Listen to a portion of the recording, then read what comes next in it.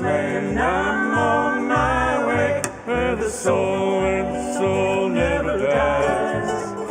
Our darkest night will turn to day, where the soul never dies.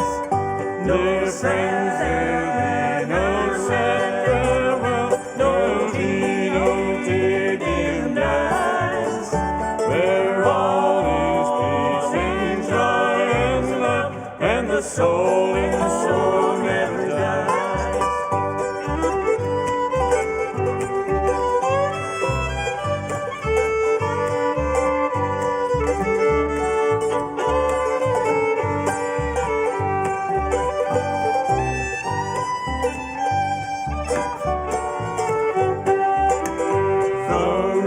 Is blooming there for me, where the soul never dies.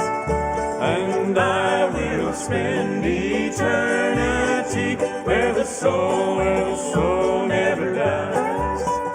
No sad farewell, there'll be no tear dimmed eyes, where all is peace and joy and love, and the soul never dies.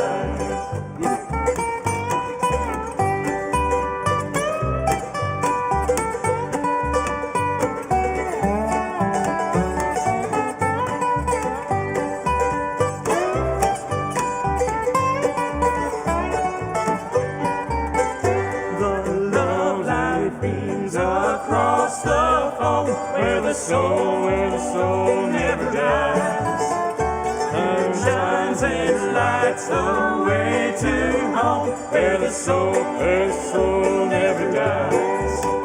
No sad, no sad farewell, no tea, no tear dimmed eyes, and all is joy and love, and the soul never dies. No friends will be, no sad farewell, no tea, no tear dimmed eyes, where all is peace and joy and love, when the soul never dies.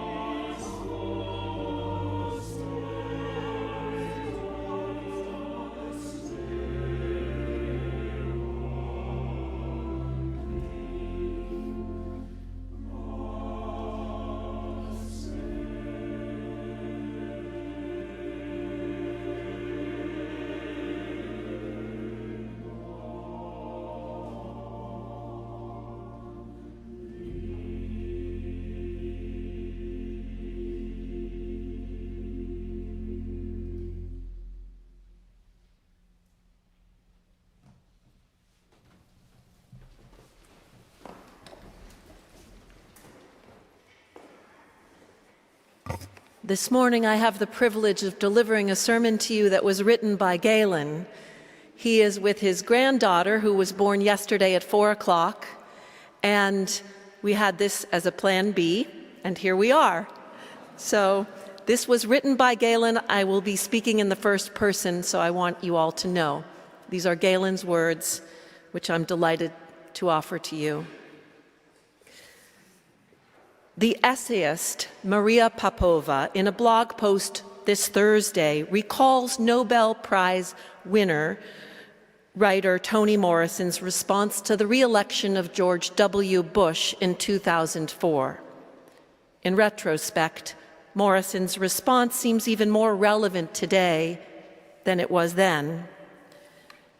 Writing in 2004, Morrison says, "This is precisely the time when artists go to work. There is no time for despair, no place for self-pity, no need for silence, no room for fear. We speak, we write, we do language. That is how civilizations heal." She continues, "I know the world is bruised and bleeding, and though it is important not to ignore its pain, it is also critical to refuse to succumb to its malevolence. Like failure, chaos contains information that can lead to knowledge, even wisdom, like art." The 19th century English novelist Anthony Trollope is one of the artists who went to work in a time of malevolence and chaos. His insights seem purpose-built for times like these. When Trollope returned to London in 1872, after being in Australia for a year and a half, he was indignant at what he saw. Commercial interests ruled the capital of the British Empire, fueled by reckless financial speculation and careless credit. People were obsessed with social standing. Relationships were only a means of climbing the ladder. In Trollope's view, this was an altogether unseemly specter. In response, Trollope wrote a satirical novel titled The Way We Live Now. At more than 1,000 pages, it's the longest of his 40-plus novels, and arguably the most derisive. In his autobiography, Trollope explains why he wrote the novel. He says, "A certain class of dishonesty magnificent in its proportions and climbing into high places, has become at the same time so rampant and so splendid that there seems to be reason for fearing that men and women will be taught to feel that dishonesty, if it can become splendid, will cease to be abominable. If dishonesty can live in a gorgeous palace with pictures on its walls and gems in all its cupboards, with marble and ivory in all its corners, and can give Epicurean dinners and get into Parliament and deal in millions, then dishonesty is not disgraceful, and the man dishonest after such a fashion is not a low scoundrel. Instigated, I say, by some such reflections as these, I sat down in my new house to write The Way We Live Now."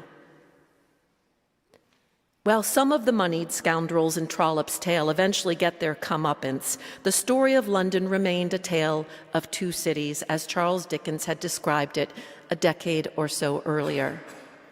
Of course, Trollope had his own shortcomings. His unseemly anti-Semitism undercuts the moral authority he wields against the duplicity of his day. Even so, the travesties of his day remind us of the travesties of our own. Here in the United States, we too have seen dishonesty of magnificent proportions climb into high places.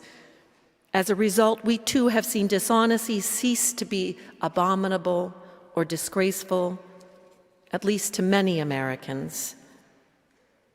I was reminded of Trollope's novel by a column published in the Washington Post last January by Karen Tumulty, the associate editor of the newspaper. It's part of a series in which Washington Post opinion writers describe the biggest issue in their beats for 2024. For her part, Tumulty focused on the widespread use of the statement, "This is not who we are." She points out that we have heard these words countless times over the past decade. Most notably, we heard them from Joe Biden in response to Trump's harshest policies at the U.S.-Mexican border, and from Biden after the 2017 white supremacist march in Charlottesville. We heard them from Republicans who refused to stand up against the MAGA movement and then tried to distance themselves from it.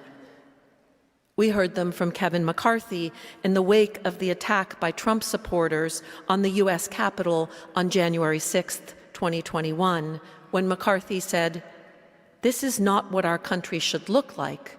This is not who we are."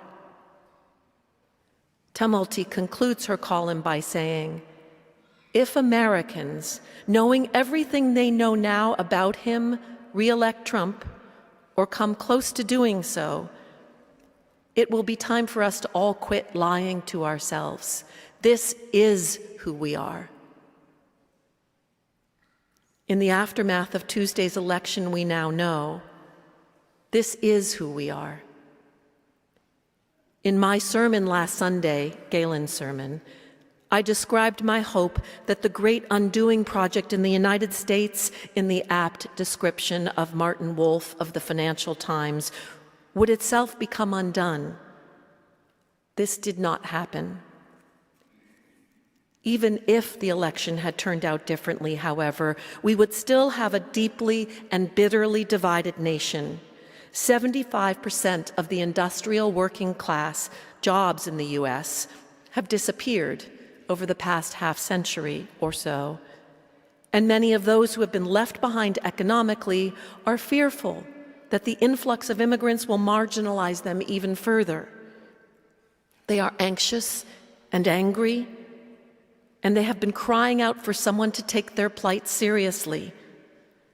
Donald Trump said he would, and they believed him. Whether or not a second Trump presidency will solve any of our nation's problems isn't my concern for the morning. For my part, I'm not holding my breath.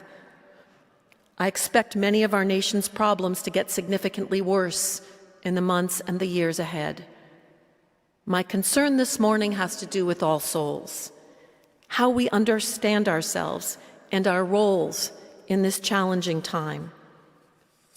All Souls was founded in 1819 in the wake of a widely disseminated sermon by Unitarian minister William Ellery Channing, who argued that the Bible had to be interpreted in light of reason and that Jesus was a great prophet and teacher, but not the Son of God. The only document more widely circulated in the pre-Civil War era than Channing's sermon was a pamphlet published in January 1776 by Thomas Paine, who also championed Enlightenment thinking. The pamphlet, titled Common Sense, advocated independence from Great Britain for the 13 American colonies. Opponents of independence immediately denounced Paine and his wildly popular pamphlet, warning that without the monarchy, America would degenerate into democracy. In December of 1776, in an effort to bolster the courage of the fledgling revolution, Paine published the first in a series of pamphlets titled The Crisis, which began, "These are the times that try men's souls. The summer soldier and the sunshine patriot will, in this crisis, shrink from the service of their country. But he that stands by it now deserves the love and thanks of man and woman. Tyranny, like hell, is not easily conquered. Yet we have this consolation with us, that the harder the conflict, the more glorious the triumph. What we obtain too cheap, we esteem too lightly. It is dearness only that gives us everything its value." Because of the outsized political power now wielded by opponents of equal freedom and equal dignity, these are indeed the times that try our souls. When Paine uses the word try, he doesn't mean that this is a time to try out our souls, as though we are trying on a new pair of sneakers. He means trying our souls as in putting them on trial, as though a jury is watching to see how we will respond and what we will do.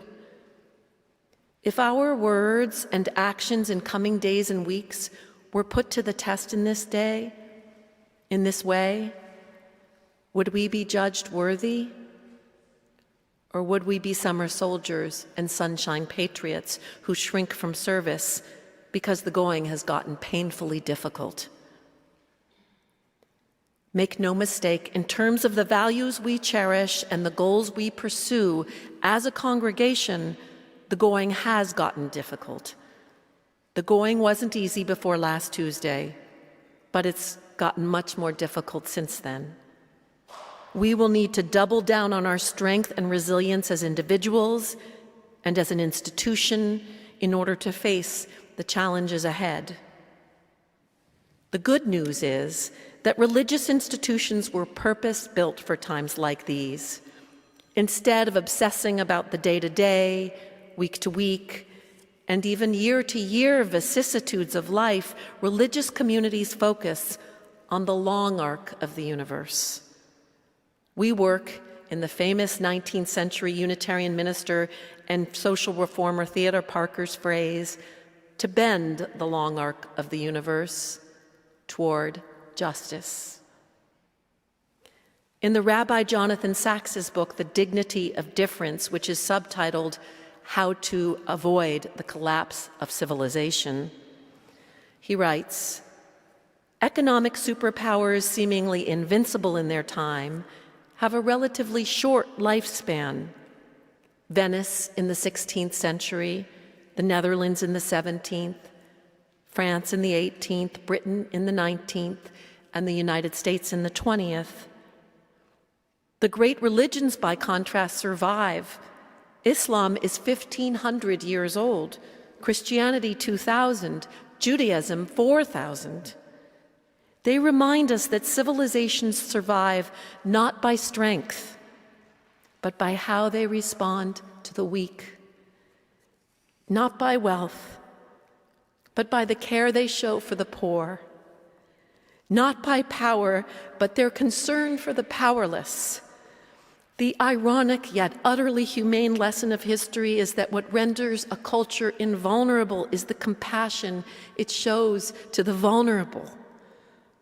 The ultimate value we should be concerned to maximize is human dignity, the dignity of all human beings equally as children of the creative, redeeming God. In these trying times, our role as a religious community is to be the conscience of our nation. We bear witness to our nation's moral aspirations and pass judgment upon our nation's moral failures. We protest against the world that is in the name of the world that ought to be. The early Christian writer St. Jerome once described conscience as an eagle. I imagine the eagle soaring high above the public square. From that vantage point, the eagle sees the big picture, ends more than means, overall purposes more than specific plans. The role of the religious community is to help guide our nation in the right direction and ensure that we're all moving together. From my perspective, as we celebrate today our 205th anniversary as a congregation, All Souls is well equipped for this lofty purpose. We have demonstrated our ability to confront difficult challenges with courage and with perseverance. We know what it takes to survive and even thrive as a congregation. And we know what it will take for our nation to survive and even thrive. On the long journey toward equal freedom and equal dignity for everyone, we are prophets of possibility. Let me close by acknowledging that the days and weeks and years ahead will be a battle for the soul of our nation. This battle will take all the energy and focus and determination we can muster, especially those of us who realize we are not fighting for only half our nation's citizens, but for everyone. I implore you to fight the good fight. And along the way, stay hopeful. Remember that hope is not predicated on probability, the probability of change, but on the possibility of change. In this sense, hope is woven into the very nature of the universe. As the future unfolds, something is always possible beyond what is present. Also, remember to embody the values we champion: freedom, equality, justice. Above all, always seek to maximize human dignity. Our nation will only be great to the extent that its citizens exemplify the good. Our mission and our calling as people of faith and as citizens of this great nation is to serve as the vanguard of our nation at its best. I know Galen here would say, I love you. Amen.